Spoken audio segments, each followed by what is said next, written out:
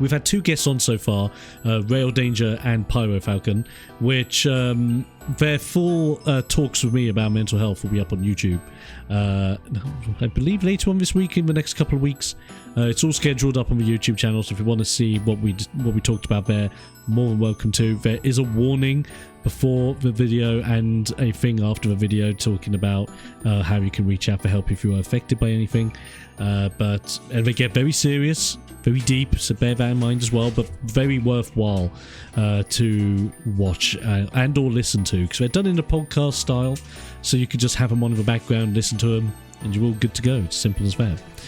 But of course, that was Rail and Pyro Falcon, but today, joining me is a fellow member of my streamy antics, lover of video games, lover of Fireboys, hence why he's being represented by Cyndaquil. And yet we still have Pukamuku on because, God, had to do it. Also fellow lover of the Rubots, with Robot Rumble 2 specifically, running tournaments and being a part of those tournaments. And like I said, lover of Fireboys, it is PowerRave. And like I said earlier, before we jumped into streaming properly and before my PC decided to go where, Rave was inspired to approach after listening to the talks we've had with Pyro Falcon and Rail. So if anyone else is inspired by any way and you want to reach out and you want to be a part of the streams, or you want to do something for the streams, like with what we've done with some of the videos for the Starting Soon BY back screens, please let me know. I'll help you in any way that I can to come up with something, and we'll be all good to go. Simple as that. But now it's time to talk. Time to let it out, so to say. So, Rave, the floor is yours. Let's talk mental health. So, give us your story.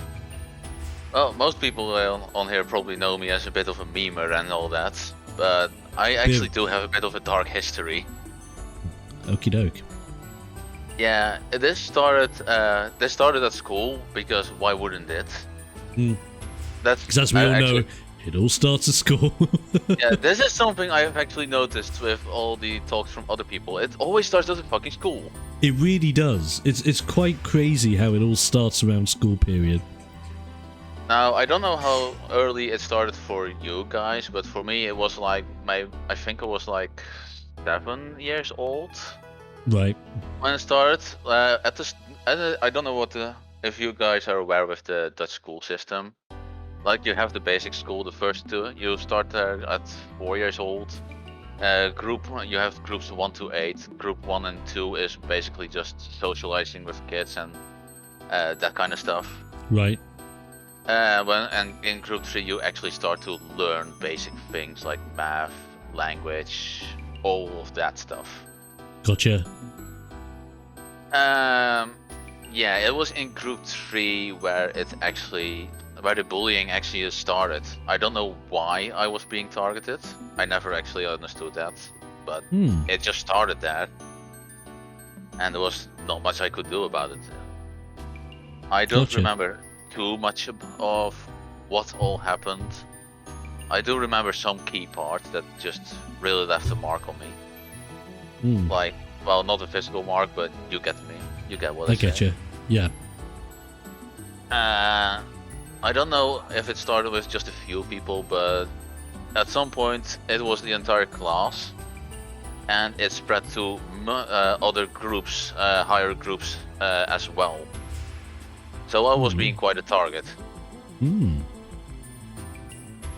That's like target around like your age plus the older kids as well, going down.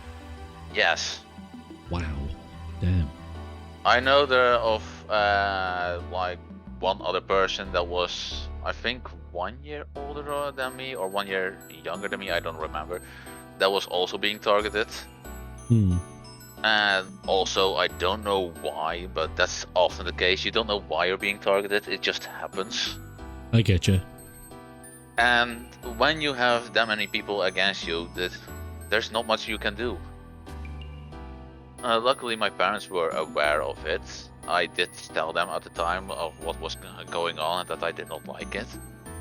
they had talks with the school, with people from the school in the evenings, and it just didn't do anything. Because the teachers and all, they were siding with the other kids. So very similar to what happened with me then. Yeah, because we all know they went with the logic, well, most of the others, the majority says it's not happening, so of course it's not happening. You know, flawless logic. Absolute marvelous. Oh. Whoa. Mind blow logic. My God. Yes. Like, I'm being bullied. Let's listen to the majority of people that are the bullies. If they say it's not happening, it mustn't be happening. Fucking stupid mindset of these WASIC teachers. It really is stupid, and I actually think it's a common thing around those types of teachers on schools where bullying just happens. I get you. But, well, I can't say that for sure about every place, you know. I just have my own experiences with it. Sure. Let's see. In group 3, that's where it just basically started. What also didn't help was that I have a fear of heights. So it basically gave more fodder, and you know, the teachers just didn't take that serious either. So you never felt like you were being taken serious. I get you. Which it just doesn't help, and it only got worse. Let's see. I don't know if that much else happened in group 3. Well, the year went by. I hated it. Group 4. I started to take on judo, which was something my parents came up with, so that I have a form of self-defense. Okay. And it was also communicated to the teachers, and it was said that they had to not tell other kids at the school. And guess what those absolute goddamn fucktards did? They told the entire class. For God's sake. Yeah, so of course the direct attacking doesn't work anymore, so let's go for the sneak attacks and other stuff. My lord. Yeah, so my parents were absolutely fuming. Understandably so. Other things happened, like I was often just being targeted. Yeah, I was already being targeted, but they started coming up with new things. And one of the things that really stuck with me is that they at some point started to say that in the Dutch language we have a very offensive way of saying that someone has cancer. Right. At that age, I did not know what cancer was at all. I had never heard the word before. Gotcha. But the entire class just started to claim that I said that to someone and just tell the teachers. And that also got me in trouble. Oh, my And lord. the teachers wanted to have a talk with my parents. My parents came to the school, and well, they know that I was not aware of what it was. I asked my parents, they told me, and oh yeah, that's actually bad. Because unlike how I am in the current day, back then I just wanted to be a good person, hoping that would just get rid of all the bullying. I get you. So yeah, that really stuck with me, and by now every time there's like a serious false accusation thrown at me, I do take that very heavily. But in a more aggressive stance these days. I get you. So yeah, that was a thing. Fear of heights started playing more of a role because well, the teachers didn't take it seriously. There was some gymnastics stuff where we had to climb. So something that for the time appeared just very high to me. Yeah. And I was just scared of it. I didn't dare to do it. The teachers were just like, you're either going to do it or just going to sit the whole time out here. Well, I just went sitting because I just didn't dare to do it. Yeah. And then after the climbing part, it was time for the kids to play tag, which I wasn't allowed to join because I was afraid of the climbing, so I was also afraid of the tag. I get you. That was the logic they actually used. Bloody hell. Yeah, like, nice way to make a kid feel taken seriously. Yeah, so, you're afraid of this one actual thing because of heights. But then it's like, okay, friendly gamer tag. Oh, you must be afraid of it. No, just keep you out of it. What? Yes. Oh. And as just a young kid, what are you going to do? You just don't know anymore. That's it. This actually had quite an impact on me, and on some days, keep in mind I was still way young. When I was in my own room, just at home, I actually started to have suicidal thoughts. And thinking back at it now, just to even at that age have suicidal thoughts is just ridiculous. It shouldn't be a thing at all. Definitely. And well, I'm actually kind of terrified of that now. And also with the idea that other kids are probably going through the same, because bullying never stops. Have a quick drink. And well, the part of the suicidal thought is also something I've never actually told my parents. They just don't know, and I can't bring it to heart even now to tell them. Gotcha. I mean, because it's like on a whole different level, isn't it? Like, because yes. Of course, it's one thing opening up to someone about, okay, I'm being bullied, regardless of obviously what then happens. Obviously, the worst end of the spectrum happened as a result of that, which is bollocks, and that shouldn't have occurred. But it's one thing approaching someone with that, but then approaching someone to say, I have had these thoughts that are very dark, very daunting, and like you said, you look back at that time and you think to yourself, oh my god, that's scary. You know, like I may not have been here if I went through with those thoughts, you know? Yes. And that's also a thing, like, if you're just a little kid and you're alone in a room, well, because when these things happen, people always look at the parents for why did you not stop it. But I was alone on my room. It's way easy to just grab a pencil and stab it through my own throat. Parents would have never had a opportunity to stop that. That's it, exactly. Like, all you need to do is be in the right environment away from the majority of people that would have potentially stopped anything with anything, like you said, a pencil or something, and then bang, done. Yeah. Because if you think about it, anything is a weapon. Literally anything. Literally. Also to use on yourself. And it's just scary to think about it. Back in that time, I remember I was eventually too scared to actually do it. Which in the end is a good thing, of course. Yeah. But for some time I've just been kicking myself because I felt like I was actually weak and just lame for just not doing that, for not going through with it and actually getting rid of all the bullying that way. And just thinking back on that now, like a kid of like, what is it, 7, maybe 8 years old should never have these kind of thoughts. Absolutely. Like, kids of that age, they should just be literally learning the basics, learning to like make friends, having fun, just any kind of socializing and having a happy time. That's it, and generally being in an environment that is fun, welcoming, embracing, you know, and all that jazz. Like, you obviously had the good side of this is that obviously your relationship with your mum and dad must be super solid, because they obviously must have had your back from the get-go when they did. The bullying happened. They are awesome. Definitely good people.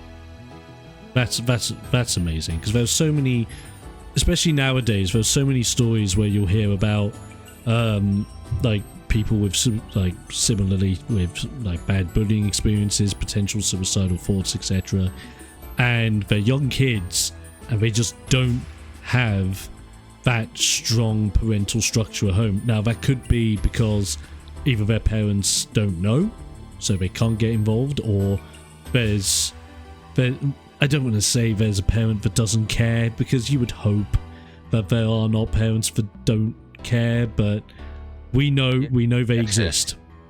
They do exist. I look on the subreddit Insane Parents. You will be scared of the things you see there. Yeah, you're not wrong. I have dabbled in that area of Reddit. It is scary. So yeah, we know they exist, which is not good. The other scenario being they can tell their parents, but what if it's a single parent household and the other half of that dynamic isn't there? Sure, you'll get through this scenario, but what if it keeps on happening? What if it keeps dwelling onto the parent? Like, there's so many different scenarios that could have it all, but regardless of it, it's just really bad. No child, no like young preteen, teen, young adult. Doesn't matter where on the spectrum you are. No one should ever have those thoughts, and especially at that age of all things. Hell no. No, because all it takes is just not telling a parent. The parent doesn't know, and it's just so easy to end it all. And I'm fairly certain there are more than enough cases of kids just actually going through with it. Which is terrifying. You would hope not, but chances are it's going to happen. And the fact that we can just be on a Discord chat, on live stream, and just openly say it is happening is terrifying. Yes, it is. Especially since, like, you were potentially there.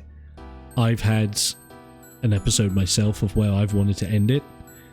It's really scary. Like, it's real scary, and thinking back on it is just straight up painful. That's it. Because you got to think to yourself, am I a better person now than I was when I had those thoughts? 9 out of 10 times, I hope the people that ask those questions will say, yes, I am. Which is... I say I'm a better person now. But there you go. And I think... Well, go ahead, Rabe, sorry. Yeah, well, luckily I was able to eventually shove those thoughts aside. Eventually my parents had also gone to the school again on their own accord, which they did more often. More often than they would like, honestly, but, you know, shit happens. Eventually, from the school, they had promised to actually have police come over so that I could do my story to them about the bullying. Never happened. They never appeared. My God. Like, yeah, the school was literally terrible. It no longer exists. They actually went bankrupt, and I rejoice on that thought. Hallelujah. But yeah, so that was only during Group 4, and I also spent the entire year of Group 5 there still. And things only got worse and worse with time. My lord. What was the eventual straw that where my parents were like, we're just looking for a different school now, was when my mother had actually brought me off. The school had lots of just big windows for walls, and she could see the stairs. I was on there, and she saw that someone behind me had actually tried to push me down the stairs. Oh my lord. Yeah, that was the final straw. They went to look for a different school. When I finally got to know about it, which was when we actually got to see the school on the inside, I was just silent. I was just shocked that there was actually going to be a change. But by then, the damage had already been done. That's it. To me mentally. And I never sought help, or mental help, or anything like on the professional sense. Nor did I actually talk in detail to others about what all happened there. But that's also because by then I started to have trust issues. I still have those. It's very difficult for me to actually get into a community and feel like I belong there or feel accepted. get you. Well, on the new school, it was definitely a change. I was not being bullied. It was strange to me because I was just so used to being a target of everything. Hmm. I was just sitting there like, well, nothing happened. This is new. I thought there was something else I still wanted to say, but it's kind of escaping my mind now. It's quite. Oh yeah, I remember. Wait, Me being very imaginative too. I have quite a fantasy, and my whole mind was at some point just engineered in a point to just keep going on with self-ridicule. Right. Like it's just mental images of myself ridiculing myself, and I don't want it, but I can't stop it.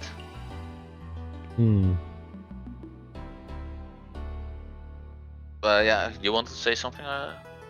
No, it's all I was really going to say was it's just so.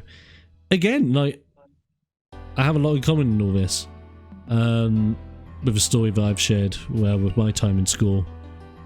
Even the YouTube video I made a good few years ago now, where I think it was the School from Hell, where it was 4 years back to back, non-stop, crazy shit bullying, approaching teachers, saying to them, "Hey, I'm being bullied because I've been told approach a teacher if something's happening," and then the teachers blaming me, saying I'm the responsible party, it making me then feel, oh, I have to get bullied. It's the way that it is.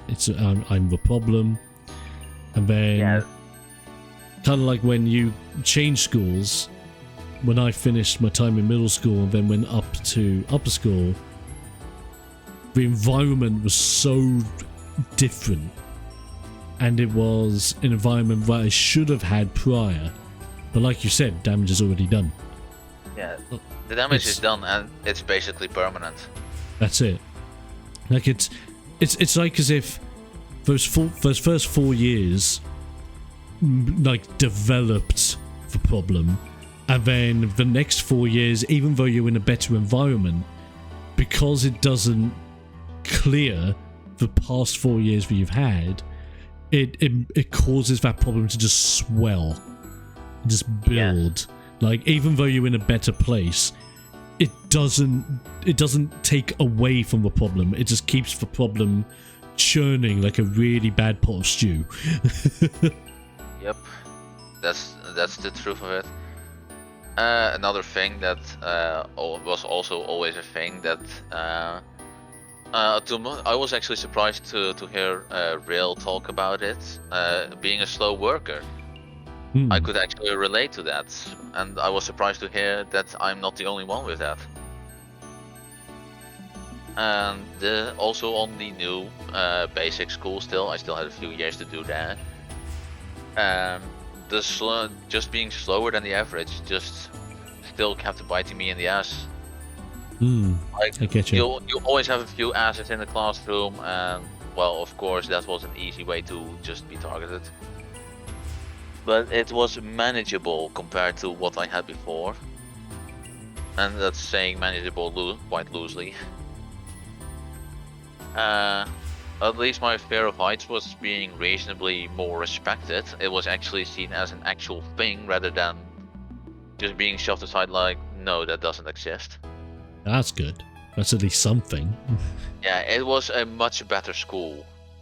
It was just me coming to terms with it was just strange. It felt weird.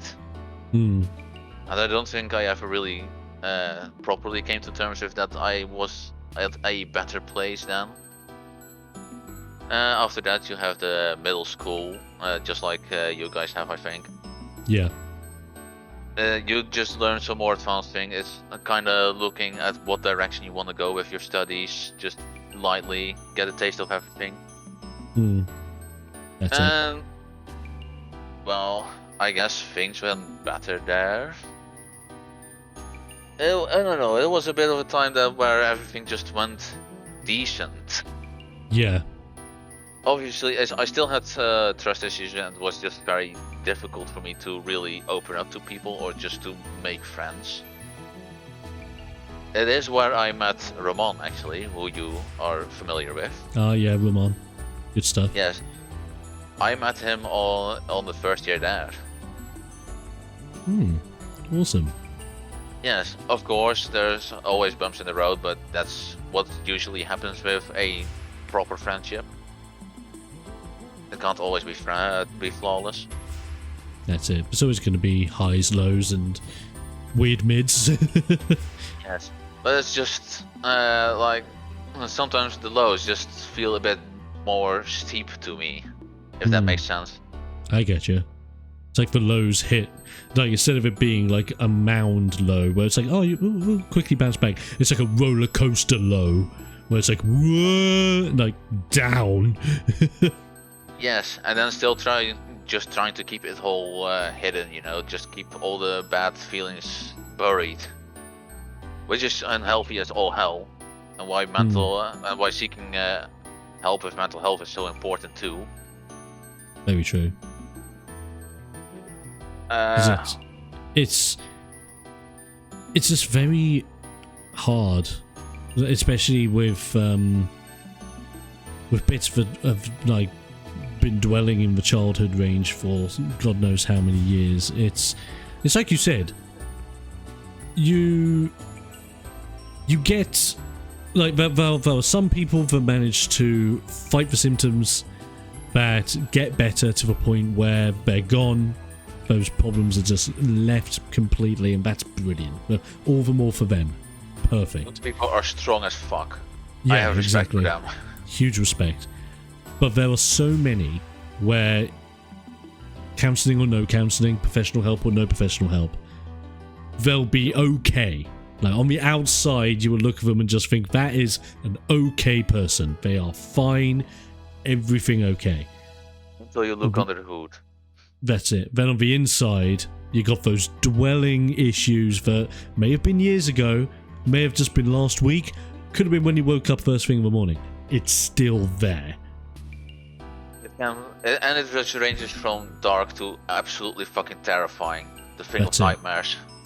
Like you've probably had it the same as me. Like I've had mornings where I would wake up and I would think to myself, like contemplate the idea of like in middle school we were doing a lot in maths with I think it was geography. It was something in like maths, geography or something, where you had a compass with a little pencil on it to draw circles and half circles easier. And because obviously that's a really sharp tip. So the many times I've looked at that sharp tip and I thought, oh, just one scratch, you know, just dig it in that little bit. I could have done that. I never did.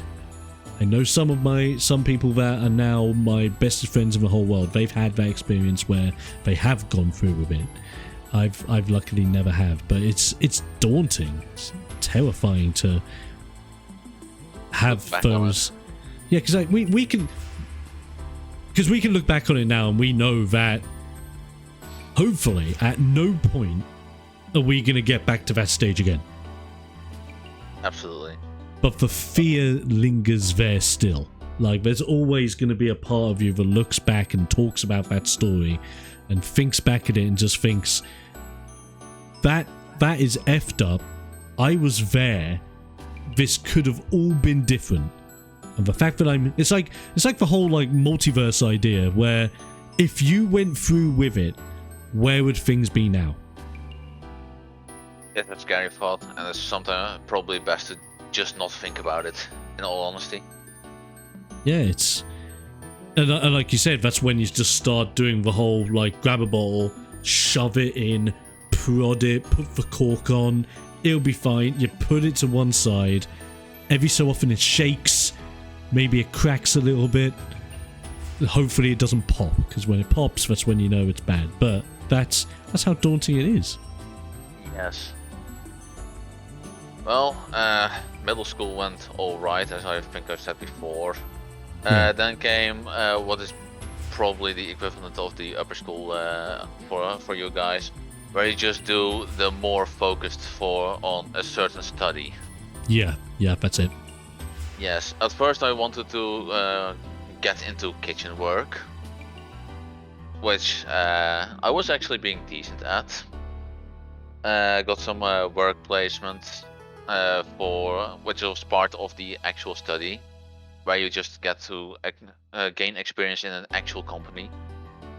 I was being well received there, even though I was a slow worker. They understood that part, and just looked at what I could do. Yeah. And they found that I was very good when it came to just aiming for quality, which was respected, and it felt strange to actually be respected, to be desired. And I think that's always going to be a returning thing. It just feels strange. That's it. And it could like be on. Yeah. Oh, so sorry. Go ahead, Rave. Yeah. In the next year, I was a bit more focused. Was learning more into the study. Got a different work placement that was not good for me. It was just constant stress. And as you know, stress can easily lead to making mistakes. I had actually had a breakdown during that as well, because I made a mistake and I was just being shouted at for it. In that year of studying, my classmates actually saw that I was improving over the time, but the teachers there, and I will tell you now that school was horrible. Ramon and all can actually account to that. They know how shit it is. They actually really wanted me to go into the IT part of just study that. Right. So at the end, they made me just fail the year. My classmates actually got up and all went into the classroom with me, just dragging me along to let them know that they disagreed. It felt just strange to me, and it was just a huge surprise that they actually stood up to me. But the teacher was like, no, we stand by what we say. So, no kitchen work. I didn't want to make IT my work, because even though I love working with computers, I don't want to make it my job, because I know it's stressful. Yeah, that's it. So I went into metal working, which is just like welding and machine working, you name it. Nice. Which the first year of that, again, it went well. I got some good work placement, which would later became my job for a few years. Brilliant. But the second year, I had a terrible teacher. Surprise. Which always seemed to be pissed off. I don't know. He just looks like that. And he didn't want to give me any work placement to get that experience, because his reason being that I would not be able to function in a real company. In the meantime, I used those days normally for that to work at the company from the year before. I used it as an argument, but it got shrugged off, of course. At the end of the year, they actually signed me out of the study with the reason rather works. Yeah, you try to make sense of that. What? Yeah, just try to make sense of that. You fail. What? Yeah.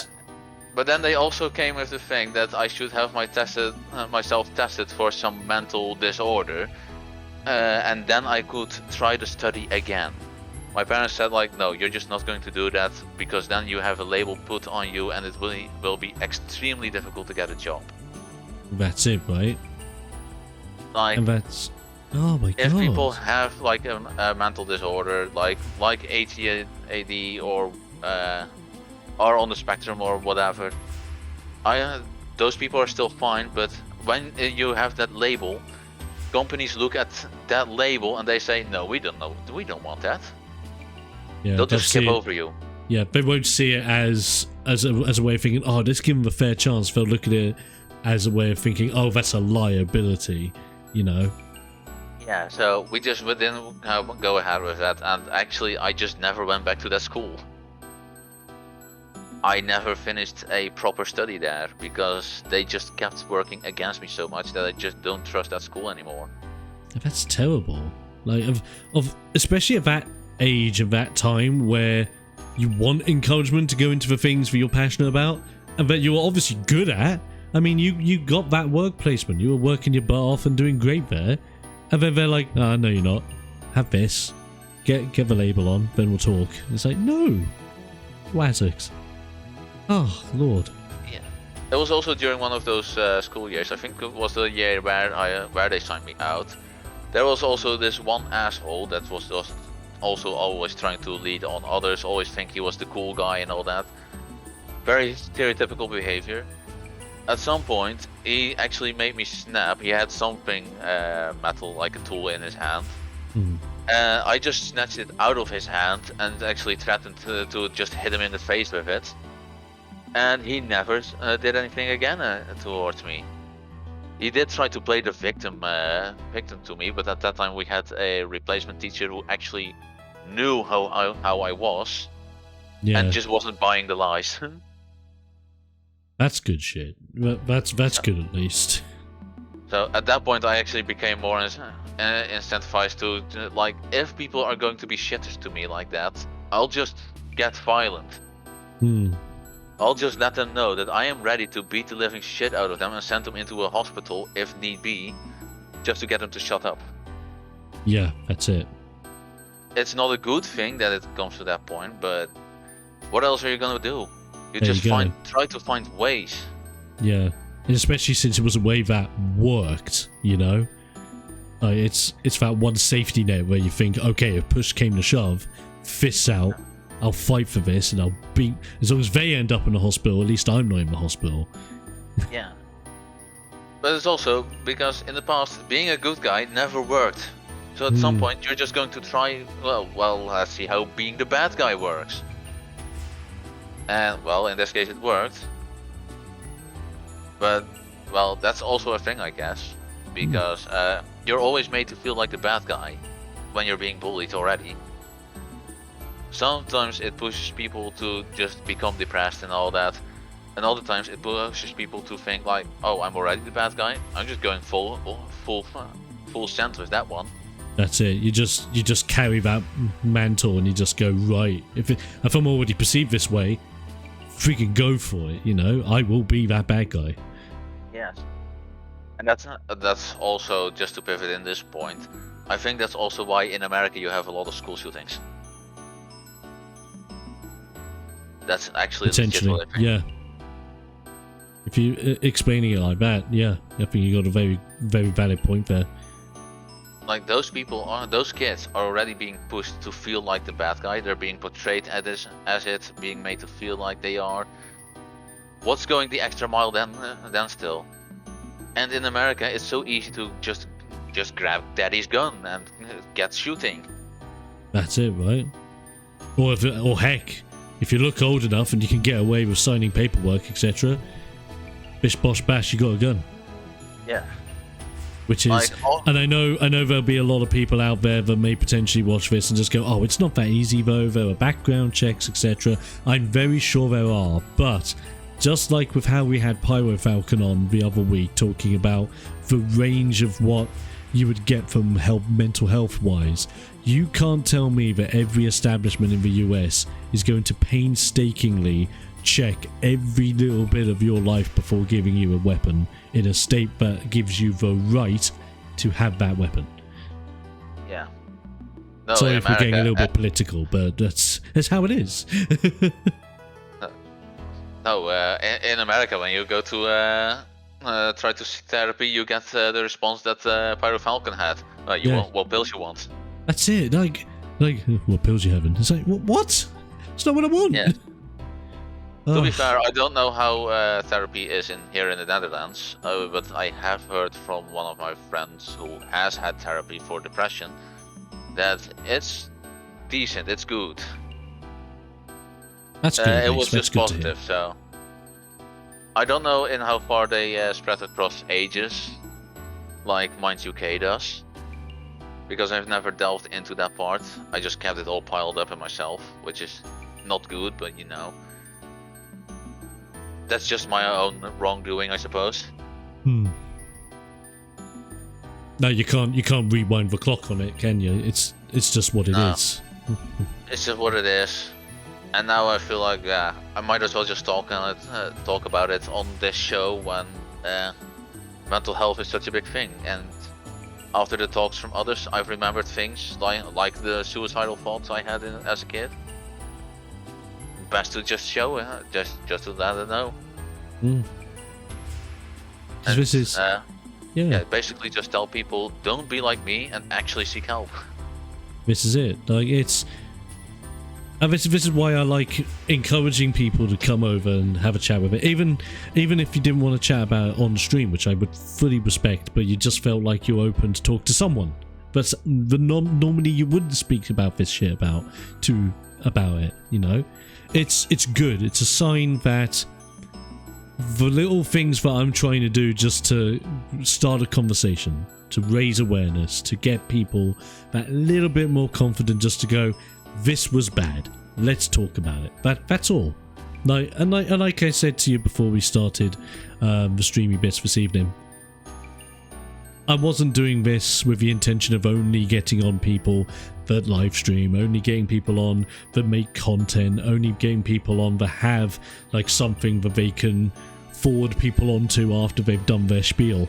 I want everyone and anyone, from working class peeps who went through the rough times in school, people that had an alright time in school but then in the workplace that's where it's happened, or with what's happened with their parents, their families, because it's going to happen. Everyone has their own story, and everyone's story is valid. Everyone's story deserves that chance to just come out and have a chat. I know I'm not the biggest man in the world, this ain't the biggest channel in the world, this ain't the biggest idea in the world, but it's still something. And the fact that it got you inspired, Rave, it generally means a lot. It generally does, especially since mental health means insanely much to me personally. And just having someone from my own community, after meeting you, after meeting up with Ramon and Mona, etc., it's lovely to have that moment. Because obviously we've joked about, we've had fun, we've played games. We've been in stream with your regular updates on updates from the toilet number 10. Ah yes, cannot forget about those. 8:26 p.m. Still here. I'm definitely a bit of a memer on this channel normally. and that's cool. Like for the most part, anyone, especially in our little community here, would have only just known you as you're the meme guy. You're the jokester. You get a lot of those puns in, and that's fine. That's great. I think me being usually like this would not actually give away at all that I would actually have such a bad and dark past. But like I said, anyone could have had that. It's like what I said earlier, where you look fine on the outside, but on the inside, different story, and that's the story we want to be open about. Because I do think it also helps that this is a smaller channel, to be fair. Yeah. Because if it's a huge channel, good luck getting people to actually talk on those. Oh yeah, like if you've got hundreds of people tuning in with then like, it becomes comments way more flooding. scary. Yeah. Like there's a level of intimidation. Yes, I would probably not have done it at that point. Sure. Because I would have just gotten scared. You already know from before. Even before Real got on for her talk, I was saying that I will probably not get on stream or just not share what my past and all that, because I was just being scared of it. Honestly, I didn't say that, but you know. And now look, I'm just on the show now. There you go. Now get out. Now I'm joking. Oh, of course. made my content right. Get lost. No, I'm joking. That's not it. Absolutely not. But no, that's it. That is absolutely it. I'm coming over. I will buy a cactus. You better spread that anus. Okay. Remember that cactus? There's a second one. I'll buy an extra large one. Oh god. It's like, do you order this extra large cactus? No, but I know who did. My god. Ah, yes. Can never keep it normal with me. Just be warned. Get on the bad side of Rave, you're going to get a cactus. Yeah. Simple as that. Cactus will fly. But I think now is a good part. Sharing the story, emotional, deep, and obviously all that jazz. The thing I'll ask you now, what I've asked Rail, I've asked Pyro, and I'll probably ask anyone else if it comes on. So, if you had the chance to just have like a sit down with your younger self, to just give them something, advice or just something to tell them, what would you say to your younger self if you had that opportunity? Honestly, not something that would change the past, because I would not dare to think of who I would become otherwise. Yeah. But to just stay strong, and there will be better times. That's all, really. That's it. It is mostly that idea of the light at the end of the tunnel is a good thing. Yes. You know, like it will get better. Just bite through. You got to bite the bullet for a bit, but you'll be fine. You'll make it. That's it. It goes back to that quote that my granddad told me that I said during Rail's interview. The idea of facing your fears, living your dreams. It's be on a grand scale, like facing your fear of flying, just to go to America and visit it, or it could be on the smaller scale of you being scared to approach someone to say, I need help with a thing. But as soon as you do it, good times. It's good times ahead. Yeah. It's that first step. That's all it is. One step can go all the way. Open all the doors. Very nice. Very, very nice. I'm glad with how I am now, to be honest. I've really opened up to quite a lot of people. Not in these kinds of talks, but just in general. So yeah. Oh, that's cool. Hoping to change that. Nice. That's awesome. That's awesome. Plus, we wouldn't want you going back and changing time anyway, because then you wouldn't be the Rave we now know. You wouldn't be giving us daily, like hourly poop updates or any of that jazz. So we wouldn't change it. I wouldn't dare to think what kind of person I would otherwise be if the bullying and all didn't happen. Like, of course, it all sucks, but it's part of who I am now. And if it didn't happen, what kind of person would I be? Some kind of egoistic asshole that just buys and sells NFTs all the fucking time? Oh. No, thank you. Or the parallel universe with PowerRave, top of the leaderboards of NFT gains. Just no. I would legit say you created the Bored Apes. To that alternate version of myself, I would legit say kill yourself. Oh. Oh Lord. I've been there. I have the rights. Bloody hell. You heard it right here, folks. NFTs are a no-go. Just don't do it. Bad for your wallet, bad for your mental health. Rave approved. Or you get a cactus. This is where I announced that... It's literally bad for your mental health. Have you looked at how these people think? I know, it's crazy. This is right about the same time where I'm like, okay, guys, so really emotional stream. Just so you know, at the end of this stream, we have a Bored Cactus NFT line coming out. Oh no! Shit. Now, is it fun little story before we wind things down for good though?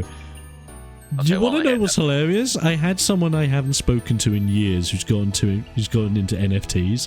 They reached out to me saying, "I know you live stream, and I like the mascot of your streams for sheep. Have you considered turning your sheep into an NFT?" I'm like, "No!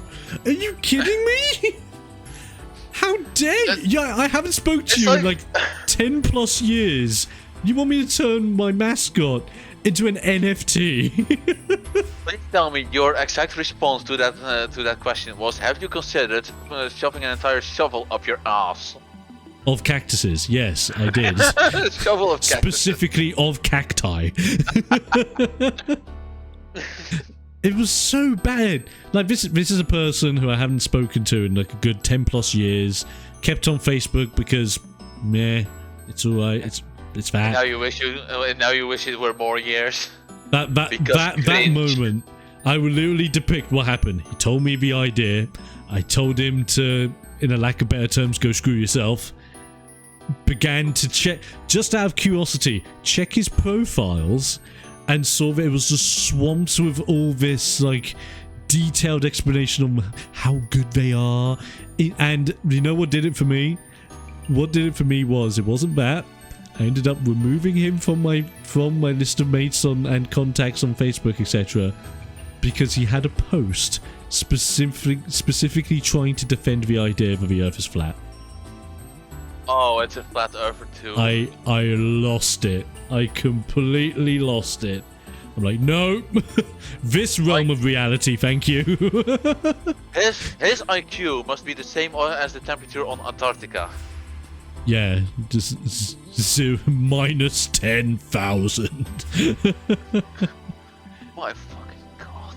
I know, it's bad. Kids, get some help. Don't go into NFTs. Get into counseling. Kids, I'd rather you do drugs than NFTs. Yeah.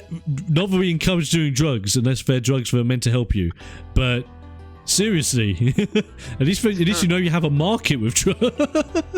I like how this has gone from serious chat to let's do drugs. It's better than NFTs.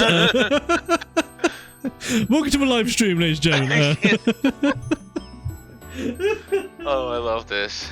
I will have to specifically say, we on the live streams and anywhere, I do not encourage anyone to get into drugs for the sake of selling them on the black market. We're only making an example of how bad NFTs are. Please don't take that advice seriously. We are literally memeing. If you want to go into a serious job, I heard that in Mexico, if you're a cacti salesman, that could do quite well for you. I don't know. Like, that is probably a much better job profit than you're ever going to get anywhere else. I don't know. Oh. Man. Beautiful. Just a thing of beauty.